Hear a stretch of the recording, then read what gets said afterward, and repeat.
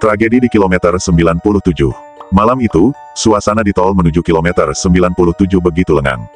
Hujan rintik-rintik turun sejak sore, membuat jalanan licin dan berkilauan di bawah lampu-lampu jalan. Aku, seorang supir truk pengangkut barang, tengah menjalankan tugas mengantarkan muatan ke sebuah gudang di luar kota. Waktu menunjukkan pukul 23.45 ketika aku melintasi kilometer 96. Masih 1 kilometer lagi, gumamku, mencoba mengusir rasa kantuk. Namun, tiba-tiba, lampu-lampu jalan mulai meredup. Di depan, aku melihat sesuatu yang aneh, kabut tebal menutupi jalan. Kabut itu terlihat tak wajar, seperti menggumpal dan berputar-putar, seolah-olah mengundangku masuk. Aku memperlambat laju kendaraan, waspada terhadap kemungkinan buruk. Tapi tepat saat trukku memasuki kabut itu, aku mendengar suara jeritan panjang. Jeritan itu melengking, seperti suara seorang wanita yang sedang kesakitan. "Siapa di sini?" tanyaku dengan suara gemetar. Tiba-tiba, dari balik kabut, muncul sosok perempuan berambut panjang dan berpakaian putih lusuh. Wajahnya terlihat pucat, dan matanya kosong menatapku. Ia berdiri di tengah jalan, membuatku menginjak rem mendadak. Braaakk. Ban trukku melintir, dan truk berhenti dengan posisi melintang. Aku keluar dari kabin dengan napas tersengal, berharap tidak menabrak apapun. Namun, perempuan itu sudah tidak ada. Yang ada hanya suara tangisan pelan. Suara itu berasal dari semak-semak di pinggir jalan. Aku melangkah mendekat dengan hati-hati, tapi ketika aku mengintip, tidak ada siapapun di sana. Hanya sebuah sandal berwarna merah yang terlihat tertinggal. Apa ini? Aku belum selesai berbicara ketika suara ketukan terdengar dari arah belakang. Ketukan itu semakin keras dan cepat, seperti seseorang memukul-mukul pintu trukku dengan penuh emosi. Aku berlari kembali ke kabin dan segera menyalakan mesin. Tapi sebelum aku bisa melaju, sosok perempuan tadi tiba-tiba muncul di kaca depan. Wajahnya kini penuh darah, dan ia berteriak, "Kembalikan anakku." Panik, aku membanting setir dan mencoba melaju, tapi trukku tak mau bergerak. Sosok itu terus meneriakkan kata yang sama. "Tolong!" Aku menjerit, memejamkan mata dan menginjak gas sekuat tenaga. Ketika aku membuka mata, trukku sudah berada di luar kabut. Aku melaju tanpa menoleh lagi, hanya ingin segera meninggalkan tempat itu. Setibanya di gudang, aku menceritakan kejadian tersebut kepada petugas keamanan. Ia terlihat terkejut mendengar ceritaku. "Pak, di kilometer 97 itu memang angker," katanya. "Katanya ada kecelakaan bus beberapa tahun lalu. Banyak korban tewas, termasuk seorang ibu yang sedang menggendong anaknya. Sampai sekarang arwahnya suka muncul, mencari anaknya yang tidak ditemukan." Badanku merinding mendengar penjelasannya, dan sejak malam itu, aku bersumpah tidak akan pernah melewati kilometer 97 sendirian lagi. Setelah mendengar cerita dari petugas keamanan, aku mencoba menenangkan diri dengan meminum segelas kopi hangat. Namun, perasaan aneh tetap menghantui. Tatapan perempuan itu, suaranya yang meminta anaknya, seolah masih terngiang-ngiang di telingaku. Malam itu, aku tidak bisa tidur. Setiap kali memejamkan mata, aku melihat bayangan kabut, wajah pucat perempuan itu, dan jeritannya. Keesokan harinya, aku kembali ke rumah dan menceritakan kejadian itu kepada teman-temanku sesama supir truk. Salah satu dari mereka, Rudy, langsung terlihat pucat. "Bro, lo ngalamin juga?" "Iya," katanya dengan suara bergetar. Aku terkejut. "Maksud lo juga pernah lihat?" Rudy mengangguk pelan. "Gue pernah. Persis kayak cerita lo. Tapi waktu itu, gue nggak seberuntung lo. Truk gue rusak di tengah kabut, dan gue harus keluar buat cek mesinnya." Perempuan itu muncul di belakang gue. Dia nangis sambil bilang, "Mana anakku? Kembalikan anakku." Gue panik banget, untung ada mobil patroli yang lewat. Rudy kemudian bercerita bahwa ia sempat mencari tahu tentang kilometer 97. Kecelakaan bus yang disebutkan petugas keamanan ternyata benar. Bus itu terjatuh ke jurang, menewaskan puluhan penumpang. Namun, cerita tragisnya tidak berhenti di situ. Katanya, anak kecil yang dibawa perempuan itu sebenarnya nggak ikut meninggal, tapi terlempar keluar bus dan ditemukan oleh seseorang. Orang itu mengakuinya sebagai anaknya sendiri. Arwah si ibu nggak bisa tenang karena anaknya masih hidup tapi terpisah darinya. Cerita itu membuat bulu kudukku meremang. Tapi ada satu hal yang terus menggangguku, sandal merah yang aku temukan di semak-semak. Apakah itu milik anak yang dimaksud? Aku memutuskan untuk kembali ke kilometer 97, kali ini dengan ditemani Rudy. Kami membawa sandal merah itu, berharap bisa menemukan jawaban atau setidaknya memberikan perdamaian kepada arwah ibu tersebut. Saat tiba di kilometer 97, suasana kembali mencekam. Kabut mulai turun, persis seperti malam sebelumnya. Aku menggenggam sandal itu erat sambil melangkah ke tempat di mana aku menemukannya. "Bu, ini sandal anak ibu. Kalau memang ini milik anak ibu, tolong terima, dan biarkan kami pergi dengan aman," kataku sambil meletakkan sandal di tanah. Hening, tidak ada yang terjadi selama beberapa detik, sampai tiba-tiba angin dingin berhembus kencang. Dari balik kabut, samar-samar aku melihat sosok perempuan itu muncul lagi. Namun kali ini, ia tidak tampak menyeramkan. Wajahnya terlihat sedih, tapi ada senyum kecil di bibirnya. "Terima kasih," suara pelannya terdengar sebelum ia perlahan menghilang bersama kabut. Aku dan Rudy berdiri terpaku, merasa lega sekaligus bingung. Setelah itu, kami segera meninggalkan tempat itu tanpa menoleh lagi. Sejak malam itu, aku tidak pernah mengalami gangguan lagi di kilometer 97. Namun, setiap kali aku melewati tempat itu, aku selalu berdoa untuk arwah yang masih terjebak di sana, berharap mereka bisa menemukan kedamaian di sisi lain. Beberapa bulan berlalu sejak kejadian itu, aku kembali ke rutinitasku sebagai supir truk. Tapi pengalaman di kilometer 97 masih sering menghantui pikiranku. Malam-malam sepi di perjalanan kadang membawa ingatan samar tentang perempuan itu. Suatu malam, ketika aku melewati rute yang sama, aku memutuskan berhenti di rest area dekat kilometer 97 untuk beristirahat. Di sana, aku bertemu dengan beberapa supir lain yang sedang mengobrol santai. Salah satu dari mereka, Pak Jo, tiba-tiba bercerita tentang sesuatu yang membuatku kembali merinding. "Kalian tahu nggak?" katanya, "arwah perempuan di kilometer 97 itu mulai jarang muncul sekarang. Tapi justru ada cerita baru. Orang-orang katanya sering lihat anak kecil jalan sendirian di tepi jalan," kata Pak Jo sambil mengisap rokoknya. Aku langsung tersentak. "Anak kecil, maksud lo gimana, Pak?" tanyaku penasaran. Pak Jo menatapku. "Ya," katanya, "anak itu jalan tanpa arah, sering terlihat malam-malam. Wajahnya katanya kosong, nggak ada ekspresi. Kalau didekati, dia cuma bilang satu kalimat, 'Ibuku di mana?'" Aku tercekat. Perasaanku bercampur aduk, antara takut dan merasa bersalah. Apakah mungkin anak itu adalah roh yang sama dengan anak yang dicari perempuan itu? Aku memutuskan untuk mencari tahu lebih jauh. Setelah menyelesaikan tugasku malam itu, aku mencari informasi tentang anak kecil yang disebutkan Pak Jo. Beberapa supir lain juga mengaku melihat hal yang sama. Mereka bilang, penampakan itu sering terjadi di malam hari, khususnya saat jalanan sepi.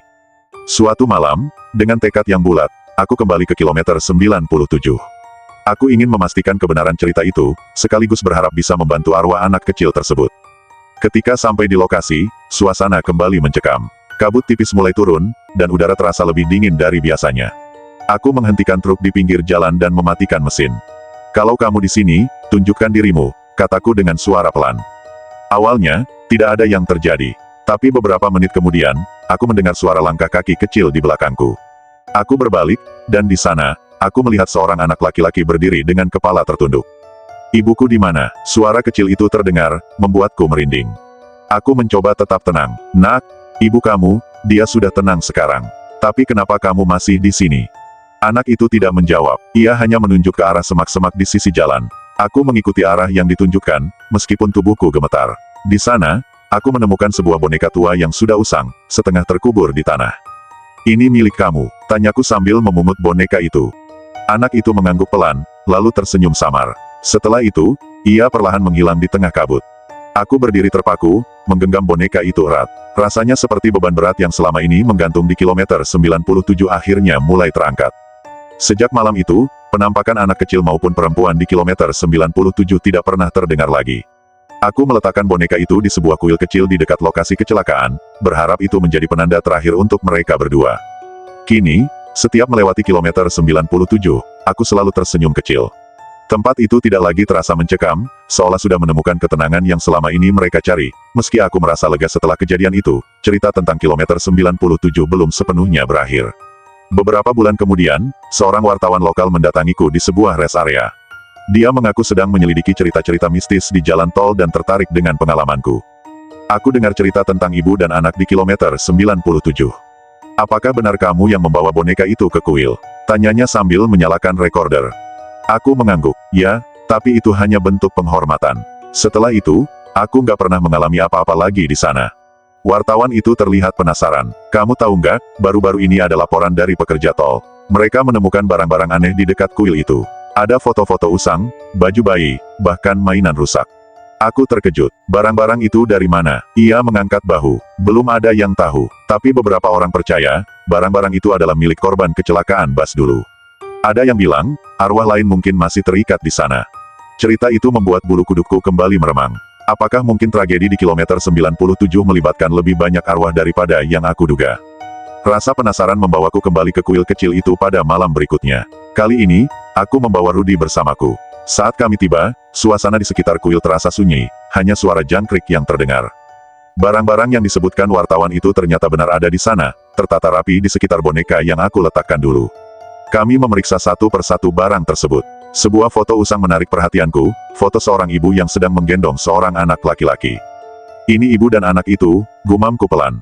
Namun, sebelum aku sempat berpikir lebih jauh, angin dingin tiba-tiba berhembus kencang, membuat daun-daun berguguran. Kami mendengar suara langkah kaki di sekitar kuil, tapi tidak ada siapapun di sana.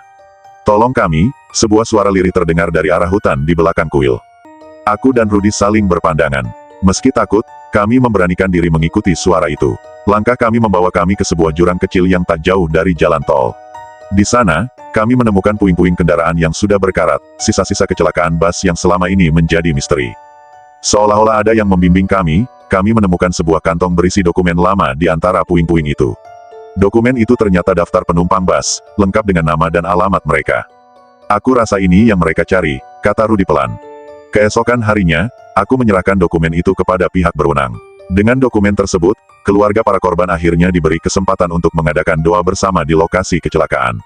Kuil kecil itu menjadi tempat peringatan resmi untuk mengenang tragedi di kilometer 97. Sejak ritual doa itu dilakukan, kabut misterius dan penampakan di kilometer 97 perlahan menghilang. Jalan tol itu kini terasa lebih tenang, seolah-olah arwah para korban akhirnya menemukan kedamaian. Namun, setiap kali aku melewati tempat itu, aku selalu melambatkan trukku sejenak, mengingat tragedi yang pernah terjadi. Karena bagiku, kilometer 97 bukan hanya sebuah titik di jalan tol, melainkan saksi bisu dari kisah pilu yang tak akan pernah terlupakan. Beberapa tahun berlalu, kilometer 97 akhirnya menjadi tempat yang tak lagi dikaitkan dengan kisah horor. Namun, di tengah tenangnya suasana jalan itu, aku tak pernah melupakan pengalaman yang mengubah cara pandangku tentang kehidupan, kematian, dan misteri di antaranya. Pada suatu hari, aku menerima undangan dari keluarga salah satu korban kecelakaan bus. Mereka ingin bertemu denganku sebagai bentuk terima kasih karena telah membantu menemukan dokumen penting yang menjadi awal dari peringatan tragedi itu. Pertemuan itu diadakan di sebuah rumah sederhana di pinggiran kota. Seorang wanita tua menyambutku dengan senyum haru. Di tangannya, ia memegang sebuah bingkai foto usang. "Ini anakku," katanya sambil menunjukkan foto seorang anak laki-laki yang sedang tersenyum. Wajah anak itu terasa familiar. Aku menyadari bahwa ia adalah anak kecil yang pernah kulihat di kilometer 97. Wanita itu bercerita tentang hari-hari setelah kecelakaan.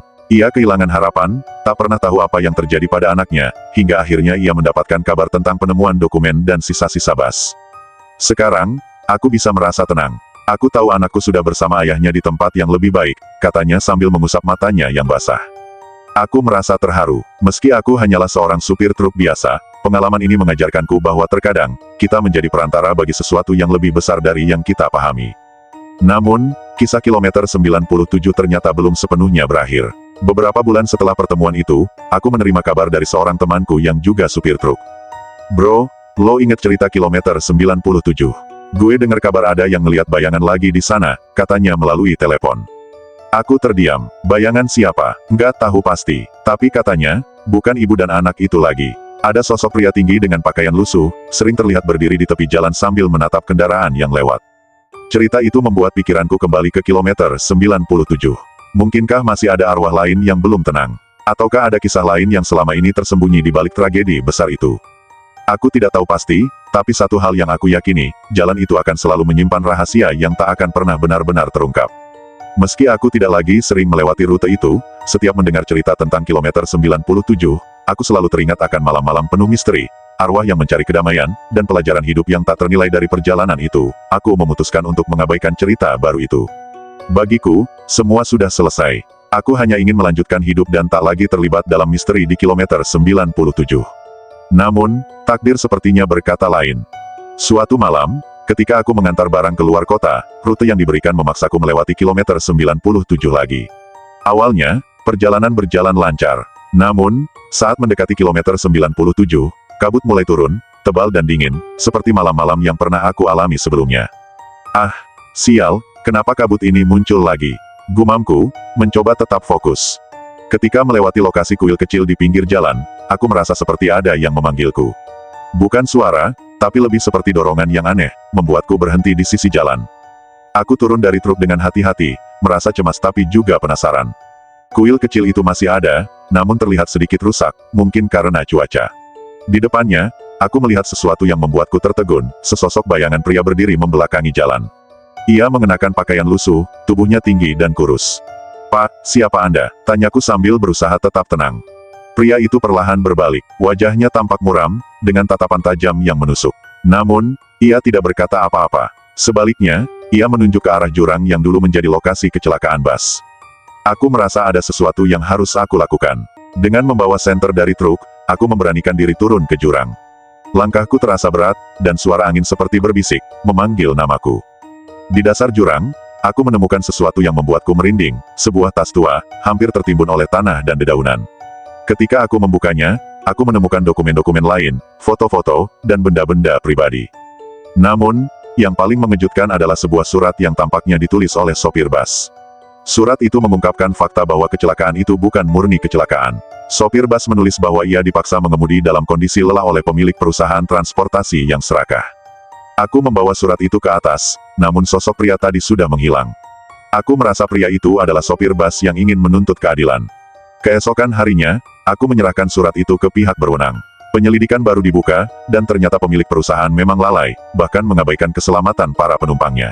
Setelah kasus ini terungkap, keluarga para korban akhirnya mendapatkan keadilan. Sejak saat itu, kilometer 97 benar-benar tenang. Tak ada lagi cerita mistis atau penampakan. Kuil kecil itu kini menjadi monumen peringatan resmi, dijaga dengan baik oleh pemerintah setempat. Aku merasa lega, semua arwah di tempat itu akhirnya mendapatkan kedamaian. Kini, setiap kali aku melewati kilometer 97, aku tidak lagi merasa takut. Sebaliknya, aku merasa ada hubungan yang mendalam dengan tempat itu, seolah-olah aku telah menjadi bagian kecil dari sejarahnya. Bagiku, kilometer 97 bukan lagi tempat yang menyeramkan, melainkan simbol dari perjuangan, keadilan, dan kedamaian yang akhirnya ditemukan. Dan begitulah akhirnya, tragedi di kilometer 97 menjadi kenangan yang tak akan pernah terlupakan, sebuah pelajaran bahwa keadilan dan kedamaian selalu layak diperjuangkan, meskipun harus melewati kabut tebal misteri yang menakutkan.